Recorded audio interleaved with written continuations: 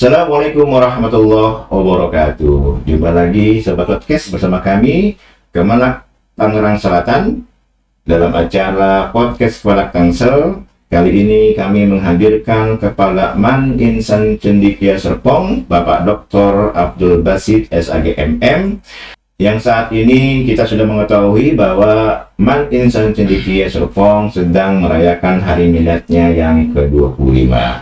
Untuk mengetahui lebih lanjut apa itu Man Insan Cendekia, bersama kami telah hadir Kepala Man Insan Cendekia Serpong, Bapak Dr. Abdul Basit MM. Assalamualaikum Pak Dokter. Waalaikumsalam warahmatullahi Saya manggilnya apa nih, Pak Dokter atau apa nih? Basit saja. Pak Dokter aja ya. Selamat datang Pak Kamat ini ya, Pak Kepala Man Insan Cendekia. Sebelumnya saya mengucapkan selamat milad untuk Man Insan Cendekia Serpong yang ke-25. Ini banyak sambutan yang masuk di medsos kita tentang ucapan selamat. Mungkin ada hal-hal yang perlu disampaikan oleh Pak Dokter mengenai peringatan milad yang ke-25 ini. Baik, terima kasih. Terima kasih atas juga ucapan selamat miladnya kepada kami semua. Kawan-kawan podcast Kementerian Agama Tangerang Selatan. Tentu kita sudah mengenal Man Insan Cendekia Serpong karena memang madrasah unggulan pertama di Tangerang Selatan yang dulu mungkin masih Jawa Barat begitu ya. Dulu masih provinsi Jawa Barat begitu ya. Tahun ini kita atau kami merayakan milad atau ulang tahun madrasah kami yang ke-25. Dan memang tahun ini spesial karena 25 di tahun perak. Iya, betul. Luar biasa perjalanan panjang Man Insan Cendekia Serpong, bagaimana melahirkan anak-anak yang luar biasa sesuai dengan tentu target dari Kementerian Agama Republik Indonesia. Jadi kalau bicara tentang milad, tentu di tahun ini kami memang mengadakan atau mengagendakan berbagai kegiatan yang tema tahun ini agak berbeda mungkin dengan tahun-tahun sebelumnya. Tahun ini kami mengambil tema Man Insan Cendekia untuk Indonesia. Itu. Ini apa namanya, kebangsaan ya juga. Ya, betul. Nah Pak Dokter, kalau yang ke-25 berarti berdirinya tahun 96 ya? 96. Dan ini Man Insan Cendekia Serpong ini merupakan Man Insan Cendekia pertama ya di Indonesia ya? Betul. Mungkin bisa dijelaskan sedikit, mungkin masyarakat ingin tahu sejarah berdirinya Man Insan Cendekia ini. Ya, Man Insan Cendekia Serpong ini memang awalnya bukan Man Insan Cendekia, bukan madrasah. Dulu kan awalnya Man Insan Cendekia ini didirikan oleh BPPT. Saat itu menterinya Pak Habibie, masih Pak Habibie. Jadi masuk BPPT dengan nama Sekolah Magnet. Sekolah Magnet. Apa maksudnya itu? Magnet seperti halnya magnet yang kita tahu, magnet itu bisa menarik, bisa menyedot gitu. Nah, jadi maknanya hampir mirip seperti itu kalau dari sisi kita memahami seperti magnet sebagai alat gitu. Sehingga harapannya pada saat itu tentu agar sekolah magnet ini bisa menjadi daya tarik masyarakat pada umumnya terhadap sekolah ini. Itu 96 pertama itu Serpong, kemudian di tahun berikutnya Gorontalo. Dalam perjalanannya sekolah magnet ini kemudian berubah juga menjadi SMU dulu. SMU Insan Cendekia. SMU Cendekia masih di bawah pengelolaan BPPT. Kemudian pada tahun 2000 beralih kepada Kementerian Agama. Dialihkan kepada Kementerian Agama. Sejak tahun 2000 Sejak tahun 2000 maka menjadi Man Insan Cendekia. Jadi sejak tahun 2000 lah kemudian Man Insan Cendekia ini di bawah pengelolaan Kementerian Agama. Oh iya. Nah, ini kan kalau Man Insan Cendekia Serpong ini kan yang pertama ya, kedua Gorontalo. Jadi jumlah total di Indonesia ada berapa sekarang Man ini? Jumlah total sekarang sudah 23 di 23 provinsi. Boleh ada mungkin kira-kira di daerah mana aja itu? Hampir merata di seluruh Nusantara ya. Kalau Jawa ini punya kita Serpong, Pekalongan, kemudian Pasuruan. Kemudian Sumatera itu banyak, Lampung Timur, Ogan Komering Ilir, Jambi, Oh, jadi semua pulau ada ya? Ada. Jadi Kalimantan itu ada Tanah Laut, Sambas, Pasir. Sulawesi itu di Gorontalonya, Sulawesi Tengah ada, di Sulawesi Tenggara ada, itu. Di Papua belum ya? Di Sulawesi Selatan, Papua ada, Ada. Papua Barat, Waduh. Manisan Cendekia Sorong. Itu Acehnya Aceh Timur malah, Aceh paling timur. Masya Allah. Itu. Jadi sebarannya hampir merata. Ya. Nah ini apa masyarakat mau bertanya apa sih yang membedakan Insan Cendekia dengan madrasah aliyah lainnya gitu? Kan umumnya orang tahu kalau madrasah aliyah itu ya dia keluarnya jadi kiai misalnya sih, Ya. nanti kuliahnya mungkin ya IAIN gitu kan biasanya ya, Ya. atau ini kampus-kampus inilah agama. Nah, nama Insan Cendekia ini kan kalau kita lihat prestasinya luar biasa sekali ya, Ya. terutama dalam bidang iptek. Ini sudah bukan hanya tingkat nasional lagi, tapi internasional. Itu apa unggulan atau yang menjadi ciri khas ya Man-IC dengan Man yang lainnya gitu? Ya, karena memang ini konsep awal dari BPPT bahwa memang konsep didirikannya Man Insan Cendekia atau Sekolah Magnet itu adalah konsep BPPT. Mereka punya program penyetaraan ilmu pengetahuan dan sains dalam konsep itu namanya STEP, Science and Technology Equity Program. Nah, itu sebuah program yang dijalankan oleh BPPT melalui Insan Cendekia, di mana kalau kita baca sejarahnya itu cukup luar biasa, karena rekrutmen gurunya sangat panjang sekali, bertahap-tahap. Kemudian setelah itu juga dia magang, baik dari sisi penguatan ilmu pengetahuan dan teknologinya juga agama. Jadi guru-guru pertama itu sempat nyantri, jadi magang nyantri di pesantren untuk memenuhi persyaratan itu ya, untuk memenuhi persyaratan itu. Nah, konsep awal karena memang lebih fokus ke ilmu pengetahuan dan teknologi, maka itu menjadi kekhasan, keunggulan Man Cendekia. Iya. Maka kalau saat ini kita disebut sebagai madrasah akademik dan riset. Betul. Sehingga fokus kami memang bagaimana kualitas anak-anak kami di sisi akademik itu tinggi, baik dalam masa belajar. Masa belajar itu berarti prestasi selama sekolah di Manisan Cendekia, maka tadi yang disebutkan kita berprestasi di berbagai event nasional bahkan internasional. Saya kira kalau kami Serpong ya sudah langganan lah internasional gitu ya. Karena itu sudah bagian dari komitmen gitu, bahwa itu kekhususan kami begitu. Jadi mungkin kan kalau kata Einstein itu kan ya, ilmu pengetahuan tanpa agama buta gitu ya. Jadi ini mungkin Man Insan Cendekia itu tidak hanya menjalani iptek, betul, tapi juga harus didukung dengan iman gitu ya, sesuai dengan motonya ya. Ya. Nah kemudian Pak Dokter, ini mungkin ada masyarakat yang ingin bertanya bagaimana sih cara masuk ke Man-IC itu. Nah, kalau saya pernah bertanya-tanya agak sulit ininya maksudnya ya.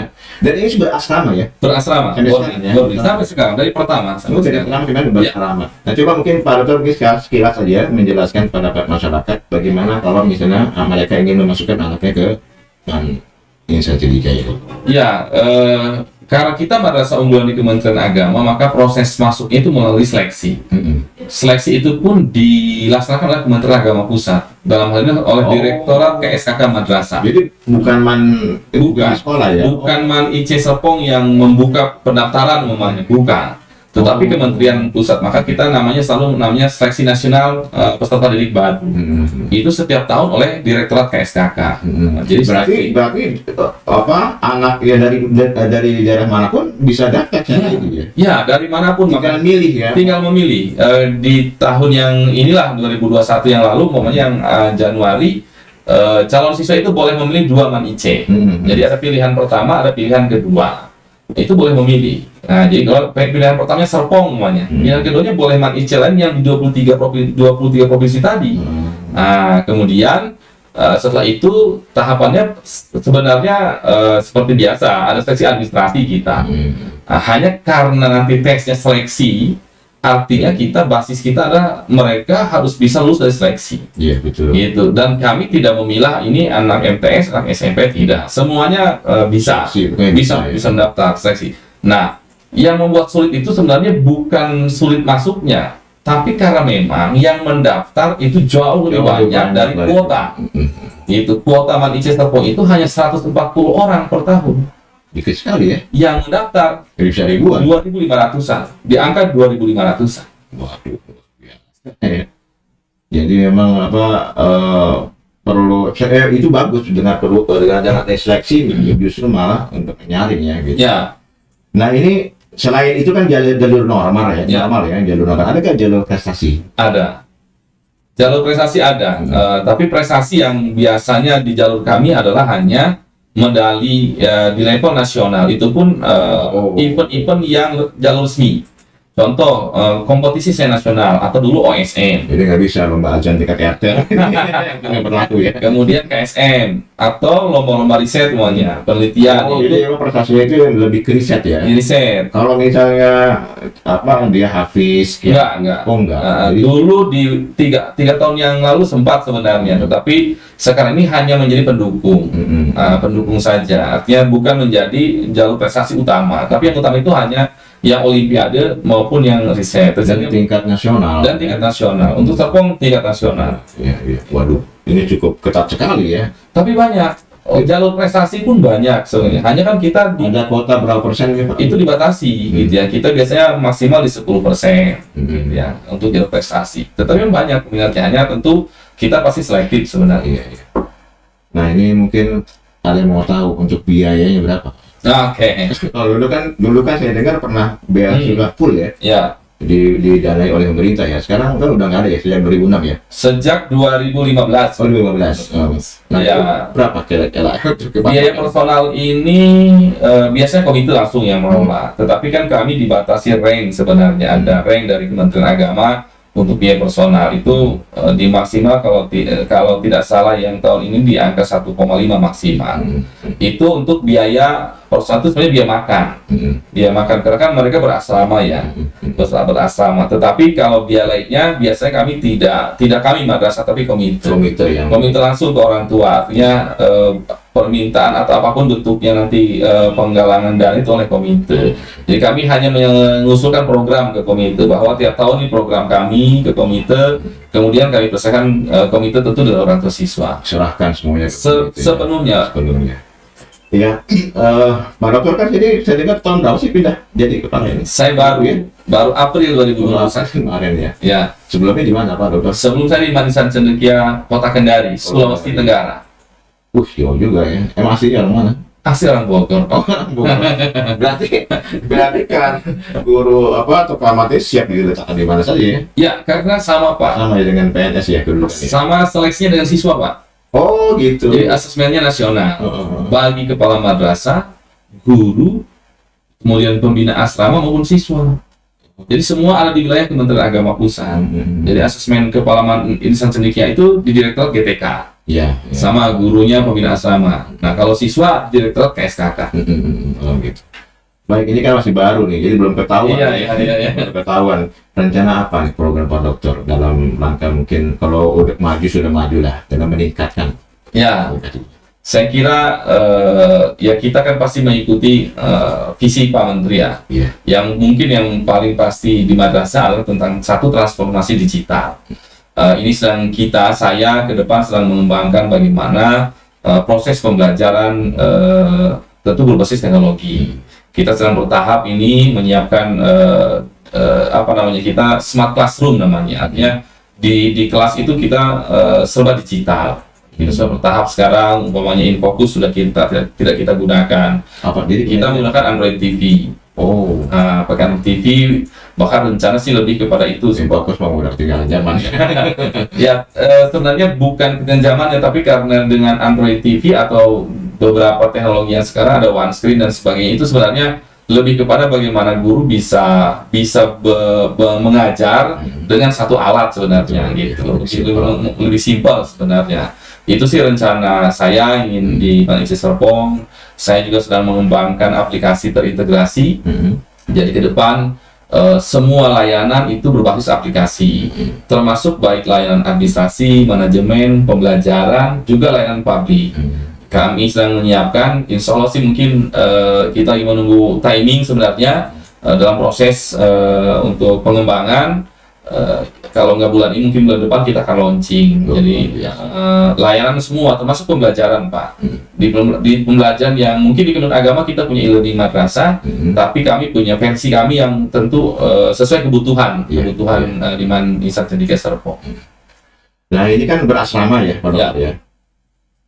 Orang kan kalau berasrama tuh bayanginnya kayak santri ini, kayak santri. Nah ini kan sepulang sekolah misalnya selesai jam 2 ya, sekolah ya, misalnya ya. Ya, Itu selebihnya mereka itu selama di asrama apa ada pelajaran tambahan atau seperti santri baca kitab atau apa itu gimana itu? ya kita kan punya petunjuk teknis pengolahan pendidikan di Madrasah Cendekia. Itu yang dikeluarkan oleh Direktur Jenderal Pendidikan Islam. Di Juknis itu sudah jelas. Di asrama kita ada beberapa kegiatan yang sesuai Juknis. Termasuk tadi yang disebutkan tentu kita penguatan tentang keagamaan. Kita ada kajian kitab kuning. Bahkan itu menjadi syarat sebenarnya. Syarat lulus itu menyebutkan harus bisa ya, membaca kitab kuning. harus bisa membaca kitab kuning. Kemudian ada tahfiz Quran. Itu kita disyaratkan minimal 3 juz. Hafal hadis arba'in semuanya. Kemudian tentu yang paling utama sebenarnya kepada pembentukan akhlak ya, karakter. Karena tentu harapan kami di masa yang akan datang alumni-alumni Man Insan Cendekia Serpong ini kan menjadi calon pemimpin di masa depan. Iya, tentunya ya. Ya, Luar biasa ini. Jadi pemimpin yang beriman, mengenal agama dengan baik. ya. Tidak yang sekarang ya.